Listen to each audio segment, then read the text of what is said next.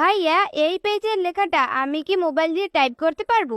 অবশ্যই টাইপ করতে পারবে। তুমি যদি হাজার হাজার পৃষ্ঠাও হয়, এখন কষ্ট করে আর ভাই আপনার তোমাকে টাইপ করতে হবে না, জাস্ট তুমি ছবি তুলবা।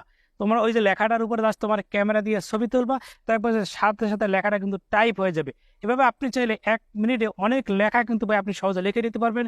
খুবই গুরুত্বপূর্ণ একটা ভিডিওটা শেয়ার করে এমনভাবে ছড়িয়ে দেবেন সকলের জন্য এই বিষয়ে আমি জানতে পারি। যদি আপনাদের ফোনে ক্যামেরাকে ওপেন করবেন, এরপরে যে কোনো একটা বই আপনি হাতে নেবেন, নেওয়ার পরে ওই বইয়ের যে কোনো একটা পৃষ্ঠার আপনি একটা ছবি তুলবেন।